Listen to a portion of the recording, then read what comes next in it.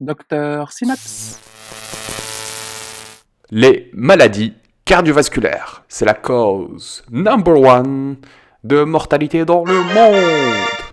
Essentiellement l'infarctus et l'AVC. 31% des décès dans le monde sont causés par les maladies cardiovasculaires. Ça représente 17,9 millions de personnes par an. Le cerveau et le cœur, c'est toujours une histoire de secondes. Plus le temps passe, plus ça meurt. Et c'est irréversible. L'intérêt d'une prise en charge très précoce.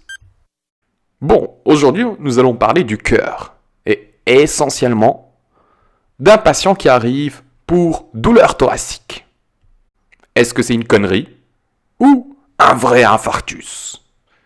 Pour différencier entre les deux, nous allons utiliser l'outil le plus important qui est l'ECG. Vu que j'aime bien que ce soit interactif, on va passer directement au cas clinique avec des ECG. Si tu es en train de regarder cette vidéo sur ton smartphone, je te conseille de passer sur ton PC pour que tu puisses bien voir les ECG. On y va. Voici notre premier patient. C'est un gars de 70 ans qui se plaint d'une oppression thoracique qui est paroxystique. Ça veut dire quoi? Ça veut dire que la douleur arrive puis disparaît, et ainsi de suite. Depuis 6 heures. Mais il te dit que maintenant les douleurs sont constantes et que ça irradie vers le bras. Je vais te présenter deux ECG. Un ECG ancien qu'on a dans notre base de données et l'ECG actuel. L'intérêt, c'est pour que tu puisses les comparer, voir s'il y a des anomalies qui se sont développées entre-temps. À toi de jouer, je te laisse quelques secondes. En comparant l'ancien avec le nouveau, tu remarques qu'en V2, on a un nouveau sus-décalage, qui est plutôt concave. La même chose en V3, un nouveau sus-décalage. Ok, quoi qu'il en soit, ces sus-décalages qui sont plutôt concaves en V2 et V3 peuvent éventuellement être normaux. Mais qu'est-ce que tu remarques en plus? Remarque qu'en V2 et en V3, l'onté est bien plus importante. Ça peut être un signe d'ischémie. 1 heure après, ta troponine revient positive. Qu'est-ce que tu fais alors? On va faire un deuxième ECG. Et là, surprise! Le sus-décalage que tu avais en V2 et en V3 a complètement changé. Il était concave, là maintenant il devient droit. Ça peut être un signe d'ischémie. On appelle le CATLAB. Et effectivement, c'était une occlusion de la coronaire gauche à 100%. C'était un STEMI. Femme de 65 ans qui se présente pour douleur thoracique depuis plusieurs heures. Tu n'as pas d'ECG ancien. Voici son ECG actuel. Je te laisse interpréter. Rythme sinusal régulier avec un axe normal et tu remarques qu'en V1 et en V2, il y a un sus-décalage. Est-ce que c'est un sus-décalage grave, pas grave? Remarque qu'en V2, on a un sus-décalage convexe. Ça ressemble à la bosse de Quasimodo. Ça, c'est grave. En V1, ton sus-décalage est droit, donc ça peut être une ischémie, mais aussi en V3, avec un sus-décalage droit. Qu'est-ce que tu remarques en plus? Je te laisse un petit moment pour chercher. On a en plus une onde U inversée en V2. Normalement, l'onde U est positive. Là, maintenant, elle est négative. 1 heure après, ta troponine revient positive. On refait un deuxième ECG. Tadam! En V1 et en V2, le sus-décalage a complètement changé en V1. On a maintenant 2 Quasimodo. Et tu remarques en plus qu'on a une inversion de l'onté, que ce soit en V1 et en V2. Vu qu'on a 2 Quasimodo, il faut penser au STEMI. On appelle le CATLAB pour prévenir que c'est un STEMI. Effectivement, occlusion de la portion moyenne de la coronaire gauche à 100%. Cette fois-ci, c'est un monsieur de 70 ans qui se présente pour douleur thoracique depuis 90 minutes, associée à des nausées. Malheureusement, tu n'as pas d'ECG ancien. Voici son ECG. Est-ce que c'est une connerie ou c'est un infarctus? Bon, tout d'abord, rythme sinusal régulier avec un axe normal. Tu as un sus-décalage qui est plutôt concave, en V2 et en V3. En vérité, ça peut être normal. Mais, qu'est-ce que tu remarques en plus? On a une inversion de la progression de l'onde R de V2 vers V3. Normalement, ton onde R en V3 doit être plus grande que l'onde R en V2. C'est l'inverse ici. Tu as en plus une onde Q en V2. Tu as encore une onde T qui est très ample, que ce soit en V2 et en V3, par rapport au QRS. Et pour finir, tu as une distorsion terminale du QRS en V2. Tous ces éléments sont en faveur d'une ischémie et non pas d'une connerie. 1 heure plus tard, ta troponine revient positive et on décide de faire un deuxième ECG. Et voici. Qu'est-ce que tu remarques?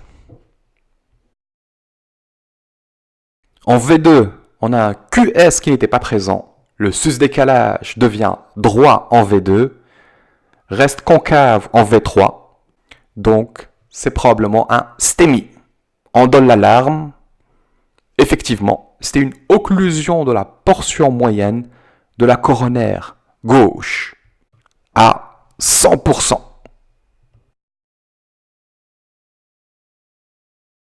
Cette fois-ci, c'est un monsieur de 70 ans qui se présente pour douleur thoracique après l'effort, et cela depuis 1 heure.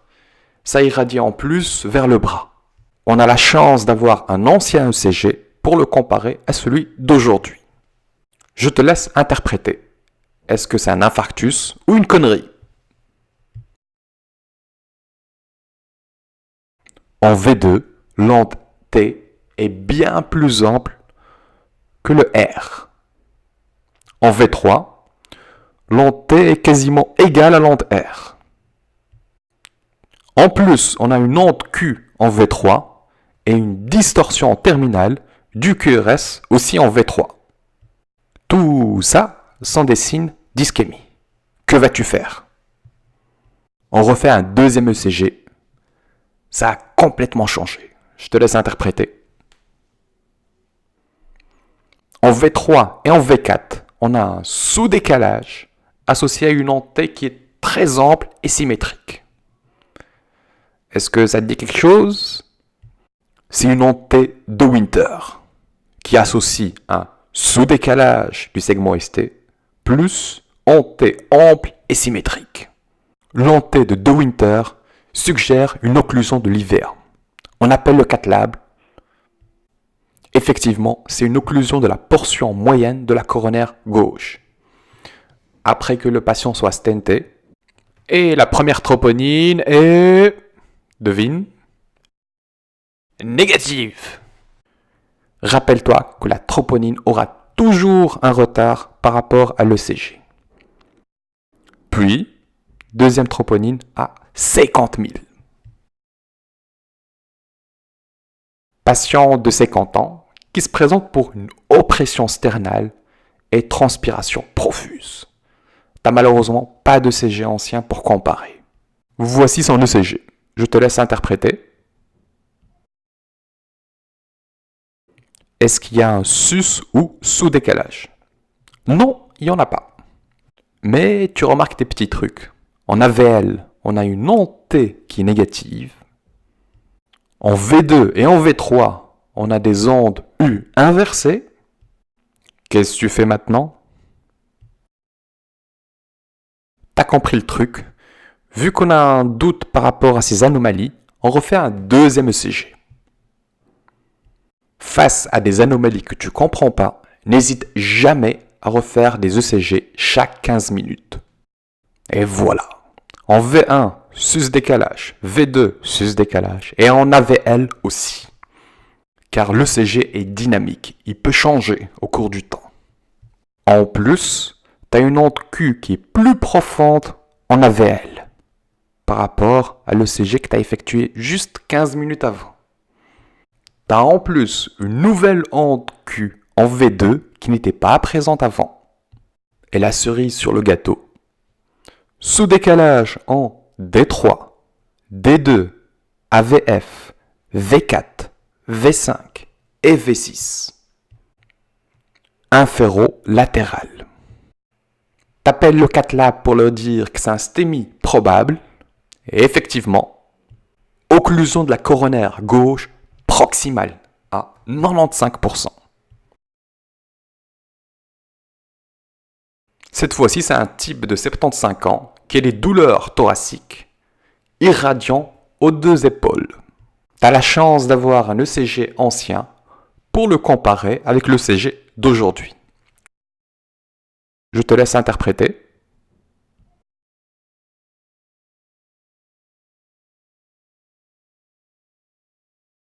C'est assez fin, mais en AVL, on a un sous-décalage nouveau de plus ou moins 1 mm.